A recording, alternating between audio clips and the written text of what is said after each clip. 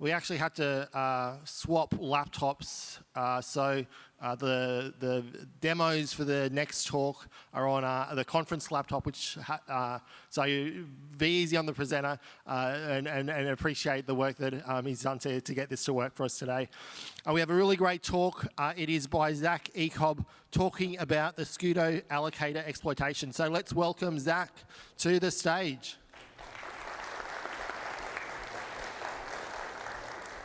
Cool, thank you. Oh, wow, mic is working. Good to know. Yep, welcome to my talk. It was just introduced, so this slide's a bit redundant. Starting off with who am I? I'm just a UNSW computer science student in my second year. Do a lot with the uni security group called SecSoc. In general, I'm just binary exploitation nerd, anything binary exploitation, and I'm interested. And then I play CTS with a few teams like Blitzkrieg, Emu Exploit, one down under CTF for a few years. That's the main gist of it. Now to the actual talk. The Scudo Allocator is a memory allocator, which is, wow. It's developed originally as part of LLVM, and it is like security focused in that when designing memory allocators, typically the main considerations are like performance and memory footprint and not much else. Whereas like Scudo, inherent to the design, was like safety against memory corruption. The reason why you should care about this is that it's the default allocator for Android, since I think Android 11 off the top of my head. And so that's where you're going to see it used. If you have memory corruption on Android, you're going to probably need to be interacting with this. The motivation for this talk and why you're going to like hopefully sit through 30 minutes of me rambling is these new exploitation techniques which I'll be showing off. Mainly with the heap allocator, you get allocated a heap and hopefully it's in the chunk region of like the heap region of memory. However, with some certain exploitation techniques, you can get a chunk returned at an arbitrary address, which is very close to just having arbitrary write anywhere, which should hopefully give you execution control in pretty much any scenario. The main way we go about these, and you don't need to know these buzzwords yet, but it's about either corrupting or forging secondary chunks or via smuggling in transfer batches. There are some few extra tricks provided, but not like enough to be considered a full technique. One thing to note is that these aren't really bugs in the actual allocator. All of these rely on bugs in user programs which are making use of the Scudo allocator. But the reason why this is important is that like new situations are exploitable from certain like bug types. Going to run through a quick design overview, because I must assume most of you have not dug through the internals of Scudo before. One thing to note is that Scudo is a highly configurable allocator. Yeah, so many options. I'll be going off of the Android config found within Scudo's code, because that's what I considered the most relevant. But depending on the platform, or I guess how a given like person sets it up, the behavior can vary significantly. The first thing to note is that the Scudo allocator actually has two allocators, the primary and the secondary one. The first primary allocator is what will service the majority of allocations, and the chunks served by this are small, so like less than a page size. We'll be mostly covering this allocator because it's got the main complicated internals of managing all of these like small chunks in a given page. The secondary allocator is what is responsible for handling large allocations, say like 64 kilobytes or whatever. And it's essentially a wrapper over mmap. So it's essentially a lot simpler. One important thing to note when handling the secondary allocator is that all chunks have like a primary header, which is needed to store metadata. But the secondary allocator also has a second additional header, which is important for exploitation with it later. Now, the security approach, there was a recent article by Trenchant, and I am stealing this slide from them because it was very well put. But essentially, a large, I guess, categorization of how Scudo approaches security against memory corruption is, first off, a lot of randomization / non-determinism. a lot of like shuffling and like essentially based on the same ideas like ASLR, where it's like without an info leak and that sort of uncertainty, you either have to like brute force or you might like fail typically. Some things in this, which I will cover soon, are guard pages and shuffling chunks when allocating them. Secondarily is data integrity to try and detect memory corruption. Each chunk will have a checksum, and when corrupted, we'll like check against that. And that's the main example of integrity checks to try and prevent userland like malicious actors from just corrupting memory freely.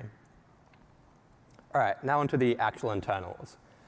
First thing to note is that the Scudo Allocator has regions for essentially size brackets. So each region will service a given like range of sizes, say like 0 to 32 bytes, 33 to 64, or so on. One important thing to note is that we do have a special region, which is region 0.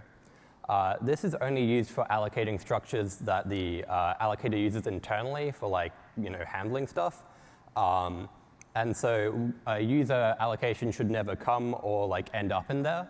If so, that is a very dangerous thing. Onto guard pages, which is the first example of, I guess, randomization / non-determinism as security. Each region is, I guess, like a block of virtual memory, but they also have guard pages. Guard page is just a page, or actually several, randomly chosen from 1 to 16, of virtual memory, but it has no memory protections. So any sort of access to it will cause like a seg fault, and your exploitation will probably fail prematurely. The main thing that this does is to stop contiguous out-of-bounds access. So you can imagine like a very classic like get-s vulnerability. You're just like filling up your buffer contiguously, and you'll eventually bump into the guard page before being able to corrupt stuff in a different region. However, say if you could have an out-of-bounds access where you control the offset, you can jump over these guard pages and corrupt different regions. However, because the number of guard pages is randomly chosen from 1 to 16, then you either have to conservatively assume that you have the maximum number, and that might, cause difficulties in trying to target a specific thing in a different region, or if you don't assume that, you might risk bumping into a guard page and crashing. The next thing to note is that regions are shuffled during initialization, and what this means is that region 1 is not necessarily after region 0. And this, again, goes into like if you're trying to target a specific region, but you're not allocating in it, then you don't know if that region is before you in memory, which might not be accessible if your type of bug doesn't allow that access, or even if it is after you in memory, like how far away is it? Yeah. And that's a general overview of like regions, which is like storing the memory and the chunk for the primary allocator. Now onto the sort of like allocation process. So essentially you can imagine like malloc for like 100 bytes or however much. The first thing you do is you translate into that given region or class, because each one corresponds to a given size bracket. Then there's a lot of like caching and I guess thread local stuff to prevent locking, because locking is the devil. Essentially, you retrieve a chunk from a cache called, the struct is called per class. If you cache miss, essentially, there's no chunks left, then you have to refill a cache with a thing called a transfer batch. And if there are no more of those, then you need to essentially carve up the free virtual memory in the region to create new chunks to use.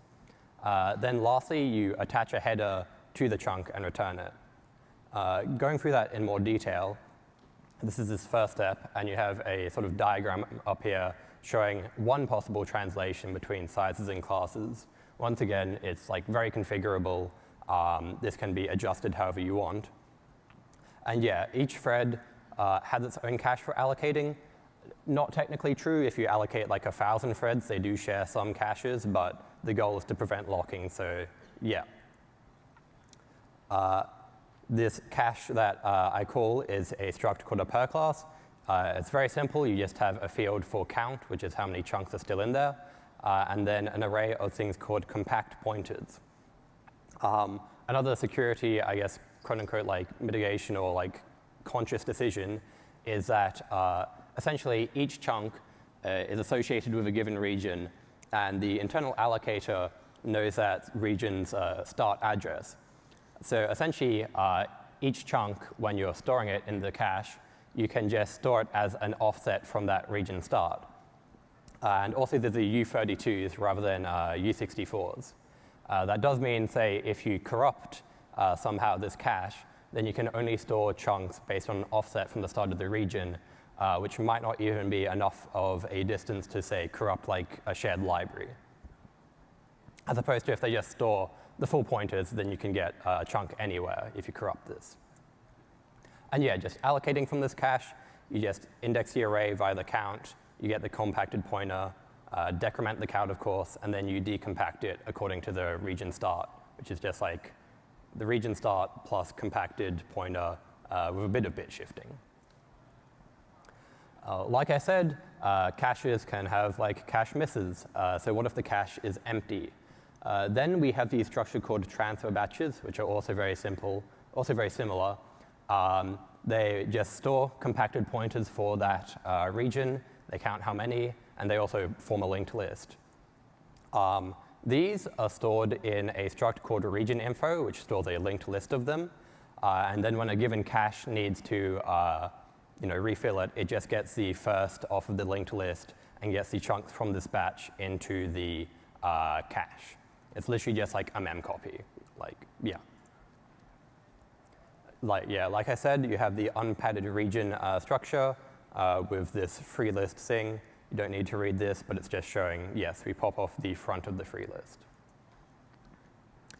And then getting to the end of allocating, the free list may be empty, of course. If we keep allocating and allocating, pop off enough free lists, and then there won't be any left. We then call populate free list, which essentially creates transfer batches from the free space in the region. Once again, security conscious decision. When we're creating transfer batches, we're essentially cutting off like chunks of virtual memory, but we're not doing it in a contiguous manner. Like we figure out how much virtual memory we want, we split it up into like, the appropriate chunk size, but then we shuffle it around so that, once again, if you have two allocations from the like allocator, you don't know if they're going to be contiguous in memory, which then poses issues for like, even if you're just doing overflows in a given region, trying to target a specific chunk that you might want to corrupt. Though, heap spraying is still valid, of course. This is another diagram, which is just from the Amazing Trenchant article. Hopefully this helps clear things a little bit up. But yes, you have this per class cache, the transfer batch, which essentially is used to refill it, which is coming from this region info structure. Cool. And then, like I said, you obviously need to attach a chunk header to a chunk before you give it back to the user. There are 6 fields. The 2 main important ones are the checksum and the state, at least for security conscious reasons. The checksum is a CSE32 formed from the header contents, which should be known to the attacker, the chunk address, and a global secret decided at initialization. Now, if you corrupt this checksum and you're trying to forge a malicious header, then when the allocator uses this chunk at all, it will do an integrity check. It will calculate the expected checksum and match it against the checksum in the header. And if there is a mismatch, then it will error out abort, die, panic. So to forge checksums, you typically need 2 of those 3, most likely the chunk address. Then second is the state, which is either allocated, available, or quarantined. These are sort of related to lifetimes of a given variable or chunk. Essentially, at any given moment in time, it should be in a given state. Say if you've allocated it, you can probably guess it should have the allocated state in the header. What that's preventing is, say, if you have a double free, when you free a chunk, it will be marked available, and you free the chunk again, it will see the chunk is marked available instead of allocated, and it will once again panic. Yeah, so that is attached to the chunk. It's returned to the user for, general purposes. On to freeing. So the overview of this is that there is that sanity check, that it's the allocated. Then we decide to quarantine it or not. I'll explain quarantining shortly. We then get the region or class from the size in the header, put it in the cache, and if the cache is full, we need to turn some of the chunks in the cache into transfer batches. Here, yes, the state should be allocated or it will report it. Then we'll decide to quarantine it. The quarantining decision is A, is the quarantine enabled at all? B, is the chunk too big even in primary? Or C, this slide says it's a chunk from the secondary allocator. These are admittedly slightly old from when I was originally poking at it, so maybe by like a month or two. Recently, a quarantine for the secondary allocator has been introduced. It won't be too relevant to any of the exploitation techniques, I think. But yes, technically you can quarantine secondary chunks. So, yeah. Assuming, of course, that we don't quarantine it, then you get the Fred local cache. You figure out the class by the size, and then you take the pointer. You need to compact it according to the start of the region, of course, before you store it in the array. But then, yeah, it's just indexing into the array, storing the compacted pointer increment. Yeah, very simple. If the cache is full, then of course you can't keep putting chunks in there. So you need to call the function, which is allocator push blocks. What that does is it will take typically half of the chunks in the cache, form transfer batches from them, and add them to the appropriate region info. Once again, this is just the inverse of the diagram, taking chunks from a per class to create a transfer batch and store it in the region info. Onto quarantine. It isn't the most unique idea. It's not like it's pioneered it. But essentially, a quarantine is that occasionally we will delay a chunk's availability. Memory allocators typically want, like memory reuse. You free a chunk, it immediately gives it back. However, for bugs like use after freeze, that's a very nice behavior to exploit. So instead, what Scudo does, assuming you enable the quarantine, is essentially, also one thing, yes, performance/memory footprint penalty. Any chunk in the quarantine is not being used for anything, it's just sitting there, and performance penalty for any handling of the quarantine that's needed. Yeah, so the overview of the quarantine is that, once again, Fred local quarantines, because we hate locking. What those are is a linked list of things called quarantine batches. Those are a very simple structure, which is essentially a glorified array of chunks and a count of how many chunks and a size of how much memory this given batch is quarantining. Now, of course, with the quarantine, we inevitably need to release chunks from the quarantine back to being freed. Otherwise, we would never reuse memory, and that's not exactly the best choice for an allocator. We have also a global quarantine. So when a Fred local quarantine is storing too much memory, its footprint is too big, it will just attach its linked list of quarantine batches to the global quarantines list. That quarantine can also end up becoming too big, and then we start dequeuing batches from that until we're happy with the size, and those dequeued batches get properly freed.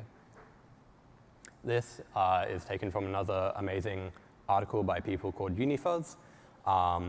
But yes, you see the global quarantine, these quarantine caches, which are the Fred local ones, but also global one has one, and these batches, which just have an array of pointers, a count, and a size, plus their linked lists.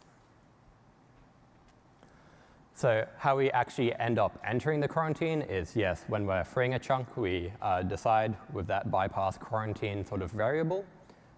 If quarantining, we initially put it in the Fred local quarantine with quarantine.put, which essentially boils down very simply to we find the quarantine batch in that Fred local quarantine, the one at the end of the list, and then we just index into the array, store the pointer, increase the size to update the memory footprint. Then on release, the put function may, if the Fred local quarantine is too big, call drain. And yes, what that does is this list.append back, which is appending to the global quarantines linked list, the thread local quarantines list, which then completely empties out the thread local quarantine. Similarly, like I said, the global quarantine may end up too big, which we may start to recycle the global quarantine. Here, we essentially just do a loop, and we dequeue batches mainly here until we are happy with how many we've dequeued. And dequeues they end up in do recycle, which just calls deallocate on every chunk. Cool, that is an overview of the allocator. Of course, there's going to be missing details. If you are interested, it would be better to just, of course, deep dive in yourself and properly grok everything. But now, hopefully, you're ready to understand the related research. Some past research. Silvius is there. You might know him. Did some research on CRCs in the header, which is, yes, about having that header checksum, which tries to prevent corruption with integrity checks. The motivation is that you want to be able to forge checksums to corrupt headers. And the article was mainly about knowing the content headers, which you should know given you're the one corrupting it. And if you have an info leak on the heap for that chunk, then you can, it was like with Z3, leak the cookie value. And then if you have all 3, or even just all 2, you can start forging checksums. Next is this group called Unifuzz, or Un1Fuzz, I'm not actually sure, which is focused on corrupting those quarantine batch structures. The reason for that is that the quarantine batch structure is used internally by the allocator for storing stuff, like for working with the quarantine. However, it doesn't end up it's not allocated from region 0. It's allocated in regions used by normal data as well. And that's because of internal details. But because of that, it makes a very attractive choice that if you have an out-of-bounds access in the region, then you don't need to deal with stuff like guard pages or a lot of that. You can just, say, spray a lot of quarantine batches, then overflow and corrupt one. The techniques they developed with that were to get a chunk to be returned twice, the same chunk. And that's pretty close to, you can cause type confusions with that. The other one is an almost arbitrary address chunk return. So return a chunk at a quote-unquote almost arbitrary address, where it did have some, I guess, pretty decent limitations. And then a fast unquarantine, which, yeah, that's not really a proper technique, but yeah.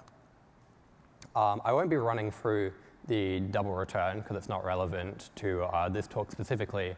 But I do have some improvements on the arbitrary address return later, so I'll do a quick run through of how this sort of works. Like I said, we're targeting the quarantine batch structure. We have the count variable. When we're adding a chunk to that quarantine, you have you're indexing into an array and storing the pointer. Now, assuming you can corrupt the count for that quarantine batch, then you have a write pointer where primitive.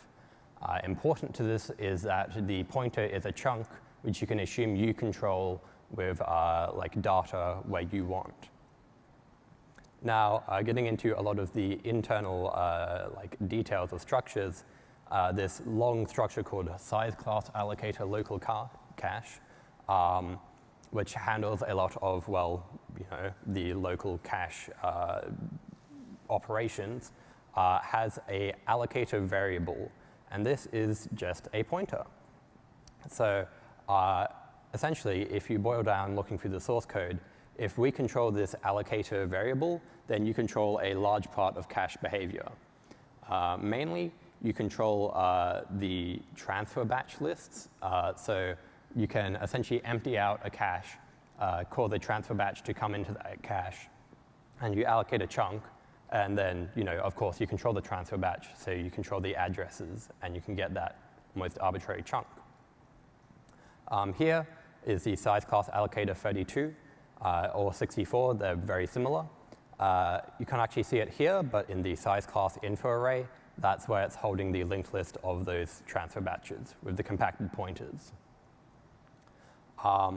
The main thing is that you figure out an offset from quarantine batch, the one that you've corrupted, to the cache structure.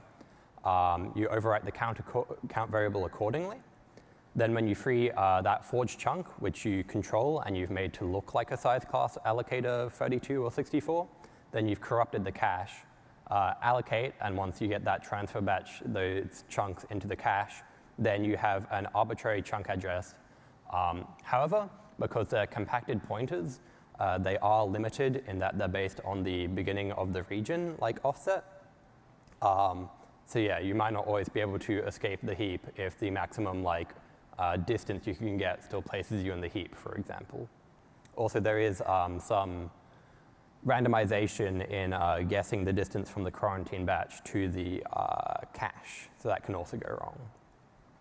Onto the new methods, so I guess the main part of the talk. This is forging transfer batches. I guess to motivate you listening to me, I will do a quick demo, which hopefully works, given that I have, oh, cool, password. Wonderful, now everyone has access to the special InfoSec laptop. Quickly looking through fake region 0. Yes, I remember what I named my files. Oh goodness, this is quite large, but hopefully you guys can read it to a decent degree. Now, I won't be explaining this in detail until I actually run through it. But essentially, we will allocate a chunk. We get the checksum here. You want to free the chunk so that it enters quarantine as a normal chunk. Then we calculate a new state, which is still quarantined, because we're quarantined and we don't want it to complain about the state. But we say it is in region 0. You then calculate the appropriate checksum, and you corrupt the header accordingly. Now, it's in the quarantine, so you need to get it out of there. The best way to do that is to free and allocate a lot of memory. So you do this enough that it flushes the now corrupted chunk out of the quarantine into the region 0 free list. Now, region 0 is for transfer batches, so when a transfer batch needs to be allocated, it takes it from the free list / I actually meant cache of the region 0, which is what our chunk is. So now we have a chunk which we can presumably corrupt with an out of bounds write, assuming we've already corrupted the header.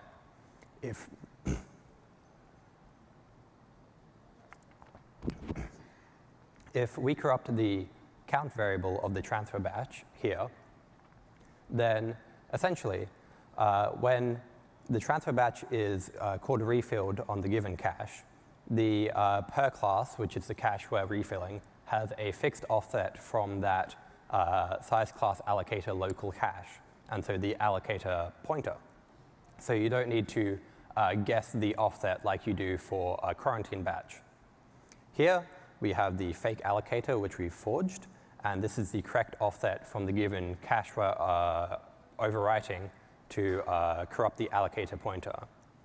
Then importantly, you set this next thing to 0, which will be the actual chunk returned by the per class when it's done refilling. Then, of course, we want to get a chunk in an arbitrary address, so we have a global target, which is in the BSS, not in the heap, and we set this. Now, the main difference is that whereas Unifuzz would, say, corrupt the transfer batch of linked lists, which are compacted pointers, for region infos, you actually also have this field called region beg, or region beginning, which is what you compact pointers and decompact pointers against. So of course, if you overwrite that to the place you want a chunk to come from, then any chunk will be based as an offset of that. So this 0 up here, we're saying, no offset from the target, which is region beginning. And when that chunk is returned, then it should just be pointing at a global target. I've run the export command here to set options, right? One thing to note, this can take some time, so you'll listen to me ramble. This exploit does fail some of the time for some reasons I'll get into in the slides properly. So, oh, wonderful, one failure. It should have a 50% chance to succeed. Let's see. Okay, it might just be broken because I have had to move it from my own laptop to here, which is very tragic. OK, just pretend it worked for me, please.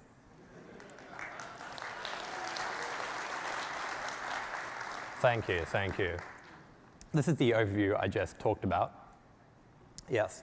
So the reason that we free the chunk and then corrupt the header, rather than corrupting the header to get it to region 0 initially, is that when deallocating, a class ID of 0 is actually associated with a secondary chunk, which we don't want a chunk to go to. So first we must free it. It enters quarantine as like a normal chunk. And then we make it corrupt the header to be region 0. Like I said, quarantines can only have so much memory in them, like footprint-wise reason. So eventually it starts dequeuing these quarantine chunks, and it will see, oh, region 0. I'll add this chunk to the region 0 free list. This should not happen. The region 0 chunk should never be in quarantine, but it doesn't have a check appropriately for it, so it still works. And then yes, when you need a transfer batch created, it obviously comes from the region 0 cache, which our chunk is now in. Yes, the warning, and which is why I think that demo was failing, is that with region shuffling, right, when our chunk is added to the region 0 free list, it is compressed. Now, if the region which the chunk is coming from is before region 0 in memory, then of course that would be a negative offset from the start of region 0. Now, it calculates that and it stores it. However, when we later sort of try and access it, this will cause like hideous issues for allocating, and it will like sig-seg-vault and crash, and your exploit will fail. And assuming I somewhat understand math, there is a 50% chance of this happening, because if you're sort of just shuffling randomly, there should be like a random chance that is it before region 0 or is it after region 0, I think. Someone good at math can correct me, but I hope I'm right. Right. Yeah, so assuming we now have that transfer batch and it hasn't gotten mad at us, then we corrupt this count variable. And then yes, this structure you see here, the size class allocator local cache, we have an array of per classes, which is the cached structures. You can imagine that this array you just know at compile time. Then you have stats variable, we don't care about stats. And then afterwards, we have that allocator pointer. So for whatever like per class like cache you're overflowing, you know the offset to the allocator pointer. And like I said, we set the forge chunk we have to that allocator. We then add another 0 afterwards, because when we are actually returning a chunk, we want no offset from our region beginning. So we set it to 0 as our compressed pointer. Yep. This refill function, which is doing the job of actually corrupting the allocator pointer, I commented before that it's a memcopy. If I remember correctly, it literally is. This B copy to array boils down to a memcopy. And you can imagine, because we control the count, it just blindly trusts that and starts destroying all of the caches before hitting the allocator pointer. And then, yes, we control size class allocator, which I've got here. Like I said, for the appropriate region which we're allocating from, we can set the region beginning variable, and that's what we compress against. You can see here with compact pointer internal, it's based off the base, which is region beginning. And yes, so that chunk of 0 is compressed against region beginning, and a chunk is at our target. I'm going to run this like 2 more times. Like channel your energy so that it works, TM.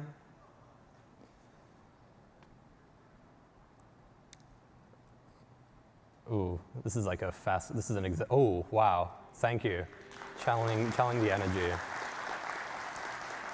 Yes, demonstrates that my research actually is valid. Okay, I said earlier about improving arbitrary return. That is mainly because, yes, they choose to target the transfer batches, which are compacted pointers. But if they can hit the size local allocator cache thingy, and thus the allocator pointer, then you can just set the region beginning, and then they can have arbitrary chunk return with their technique too. Also, their proof of code could do with some more heap spraying, but that's up to them, and it's kind of just self-evident to fix that.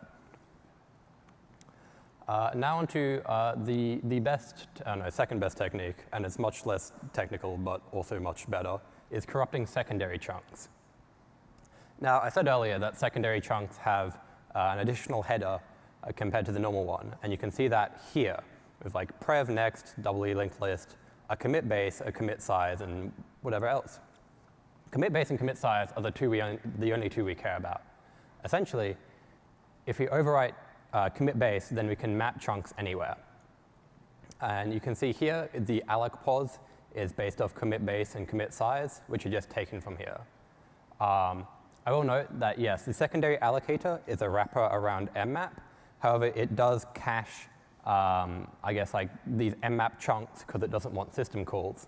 So yes, we free an mmapped block, and it will be cached to be reused, which is why we can use this header and corrupt it. This is the source code of the demo, short enough to fit on the screen, thankfully. And you can see here, with this big chunk, which will be through the secondary allocator, we overwrite at these offsets the commit size and the commit base, which is the target we want to hit.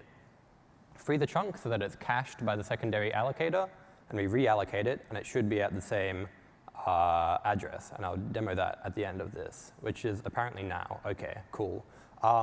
One thing to note is that we're going for this target here. The header values are like written to and updated, and that is OX 50 bytes before if you take in both the primary and secondary header. And so say here, this can't be at the start of the BSS region because before it will be read-only. So like for this to work, we have this big array which will be written into. That is, I guess, a minor thing to note, like a minor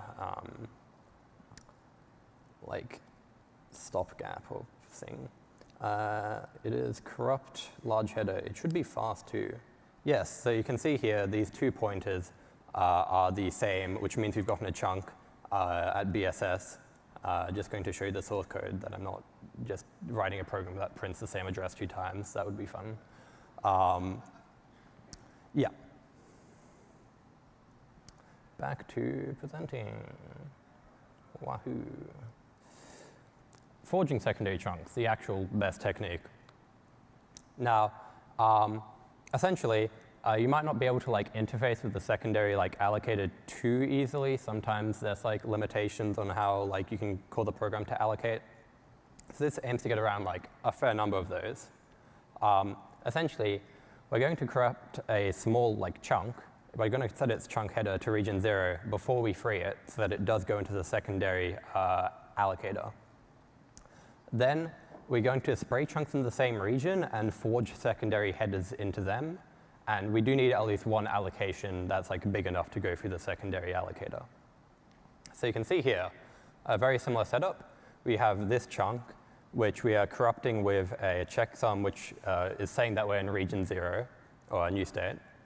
Then from the same region, we're spraying here. This would be the commit base, and this would be the commit size. Free that chunk, and reallocate it with malloc, and it once again should be at the same address. OK, free for free, hopefully. Fake secondary. It will take some time. In some of these demos, we have to corrupt checksums, and that can we brute force them, so it can take a bit. But yes, same addresses, and I will once again show you I am not putting 2 print statements in. Yes, you can see here, no buffering, get the chunk. This is just corrupting the checksum, spraying, free, and reallocate. Cool. That is all the main techniques, and then onto some additional cool tricks TM. The primary header does not have any pointers in it, which is a very impressive feat, and that makes it harder for like info leaks to occur. If you have like an out-of-bounds read. However, the secondary chunks do have pointers in them, which means info leak. One thing to note is that you either have to read before the allocated pointer you get, or you have to read from another secondary chunk, which means you'll be having to jump over guard pages. but it is like a minor thing to note after they went through so much effort to not have pointers in the primary one. Secondarily, secondary chunks are mapped in via mmap. Mmap has this very fun tendency to put mappings before shared libraries. Don't know why.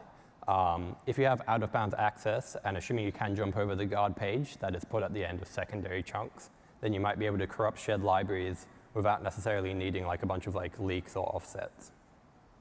One thing to note is that like if you have libscudo, which is the Scudo library, then you have a bunch of other shared libraries, and they seem to be ordered randomly, so it might be hard to target, say, libc specifically. Finally, cross-cache chunks, which is just a thing to note that you can corrupt a chunk header and to put it in a different region and then free it, get it out of quarantine and reallocate it. This breaks the region isolation, quote unquote, so that you can't like mix chunks of different sizes. However, it has the same problem as my first technique in that if the region you're coming from is before the region you're going into, then it will just die. And also, after seeing the previous techniques, it doesn't have too much of like a payoff. Some brief mitigation ideas. I'm not smart enough to, I guess, talk about how to properly fix the secondary allocator, but at least from deallocating from quarantine, there should be checks that, you know, if the region value is 0 when you're like going from quarantine to deallocating, it should like panic because control chunks are assumed to be valid control chunks, and the allocator just treats them without going through quarantine because, you know, they should never be messed up. The allocator handles them. So yeah, that check would prevent that technique. It might slow down when we're like moving stuff out of quarantine though. Yeah, just a brief summary is that the past techniques were that leaking of the secret with an info leak to forge checksums, and the double free and the limited arbitrary return via unifuzz for via corrupting the quarantine batch. And here we have like proper arbitrary return via forging and corrupting transfer batches, or corrupting or forging secondary chunk headers, and the additional things. Resources here, I'll just ramble for a bit, so grab your phones if you want to take a picture. This is the unifuzz website, Silvio's article, and Trenchant's article. There are some just on like general like Scudo internals, but they're not too good from my experience.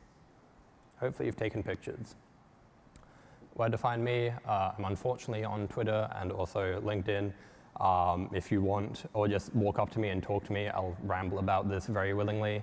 But also I just have a GitHub IO, which I will hopefully be dropping like a blog variant of this sometime soon. If it's not there in like a few weeks, just like DM me and be like, where is it? Give it to me. Cool, and that's end of talk. Time for questions.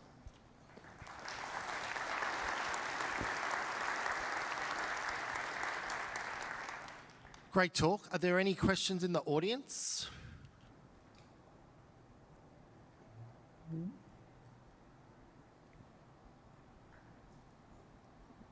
You had your Twitter up there. What was your Twitter handle? Oh, goodness. Oh, that's a good question. I think it's just the same. It's ironic, I insist. I think without the T, I don't think they gave me the T. It's too long, very tragically. Well, if there are no more questions, let's thank Zach one more time.